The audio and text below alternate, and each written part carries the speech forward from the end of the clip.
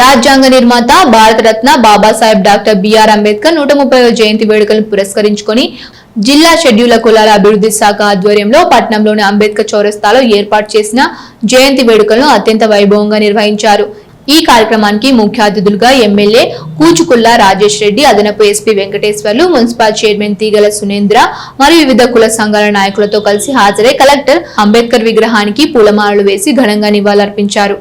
ఈ సందర్భంగా కలెక్టర్ మాట్లాడుతూ డాక్టర్ బిఆర్ అంబేద్కర్ దేశానికి చేసిన సేవలు అమూల్యమైనవని, సమానత్వం, సామాజిక న్యాయం, రాజ్యాంగ పరిరక్షణ కోసం ఆయన చేసిన కృషి ప్రతి ఒక్కరికి ఆదర్శమని, నేటి యువత కూడా అంబేద్కర్ ఆశయాలను ఆచరణలో పెట్టి సమాజ అభివృద్ధికి కృషి చేయాలని సూచించారు.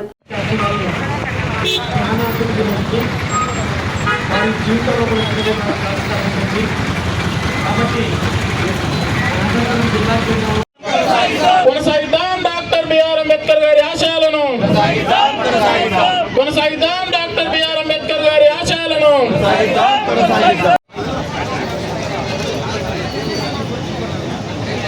ఈ అగ్ర కులాల పుట్ట చెప్పమ్మా, ఈ అగ్ర కులాల పుట్టలు చెప్పమ్మా. నీలి నింగిలోన ఎగిరేటి ఓ పావురమా, ఆ మంచు కొండల్లోన పారేటి సెలయేరమ్మా, అంబేద్కర్ కలిసిందా.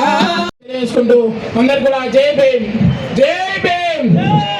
థ్యాంక్ యూ శివశంకర్ యాదవ్ గారికి, అట్లాగే గారికి, అడిషనల్ ఎస్పీ గారికి, వేదిక పైన దళిత సంఘాలకు, బీసీ సంఘాలకు, నా తోటి దళితులందరికీ, అదేవిధంగా కౌన్సిలర్లకు, విలేకరులందరికీ ధన్యవాదాలు తెలియజేస్తానని, తోటి రోడ్డు వినియోగదారులను గౌరవిస్తానని, రోడ్డు ప్రమాదములను జరగకుండా నా కర్తవ్యాలను శ్రద్ధతో, అంతఃకరణ శుద్ధితో నిర్వహిస్తానని, రోడ్డుపై ప్రయాణించినప్పుడు ట్రాఫిక్ నియమాలను ఉల్లంఘన కానీ ప్రేరేపించడం కానీ లేకుండా ప్రజలందరూ మన రోడ్లపై సురక్షితంగా ప్రయాణం చేయడానికి సహకరిస్తానని దైవ సాక్షిగా ప్రమాణం చేస్తున్నాను.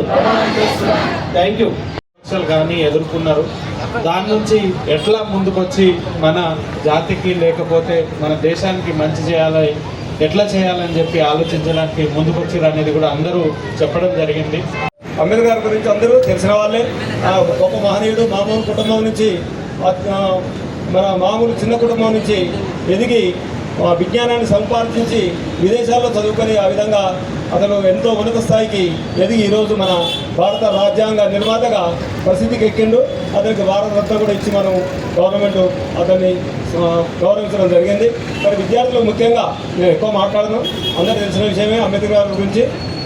ముఖ్యంగా విద్యార్థులు మన అంబేద్కర్ గారిని ఆదర్శంగా తీసుకొని కష్టపడి చదువుకొని, మరి ధనం కంటే విజ్ఞానమే గొప్పది, ధనం కంటే విజ్ఞానమే గొప్పదని దాన్ని తీసుకొని బాగా కష్టపడి చదివి మరి మీరు కూడా అంబేద్కర్ లాగా ఉన్నత స్థానంలో అధిరోహించి మరి గొప్ప పేరు తెచ్చుకుంటారని ఆశిస్తూ మరి నన్ను ఇక్కడికి ఆహ్వానించినందుకు అందరూ కూడా ఈ సభను మనము 39 రోజుల ప్రజాపాలన ప్రగతి ప్రణాళికలో భాగంగా మనము ఈ అరైవ్ అని ఒక థీమ్ని తీసుకోవడం జరిగింది. అట్లా మనం ఒక 10 రకాల థీమ్ని తీసుకోవడం జరిగింది. అందులో ఈ వారం సోమవారం నుంచి రేపు శనివారం వరకు అరైవ్ మనము చాలా వరకు చూస్తే ఈ రోడ్ యాక్సిడెంట్స్ అనేది రోజు రోజుకి పెరిగిపోతున్నాయి.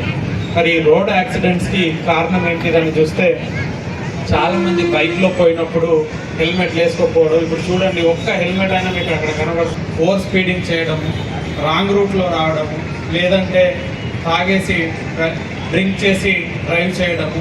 సో ఇట్లా రకరకాలుగా కారణాల వల్ల మనకు రోజు రోజుకి కూడా చాలా రకాల యాక్సిడెంట్స్ జరుగుతూ ఉన్నాయి. సో ఈ యాక్సిడెంట్ జరగకుండా మనము నివారించాలి. దాంట్లో ఓన్లీ పోలీస్ డిపార్ట్మెంటే కాదు, అన్ని డిపార్ట్మెంట్స్ని ఇన్వాల్వ్ చేయాలని చెప్పేసి మనం అరైవ్ కార్యక్రమం తీసుకోవడం జరిగింది.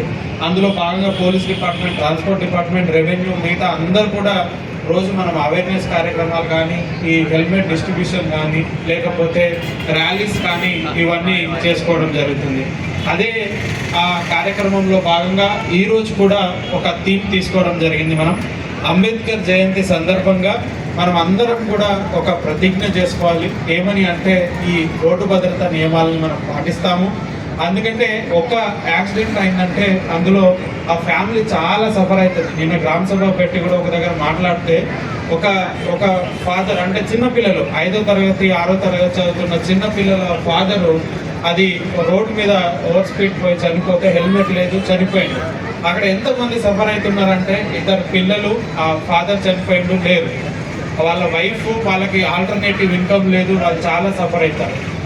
వాళ్ళ ఫాదరు మదర్ కూడా ఉన్నారు, వాళ్ళకు కూడా ఏం లేదు, వీళ్ళందరూ కూడా ఆయన మీద డిపెండ్ అయిన వాళ్ళే.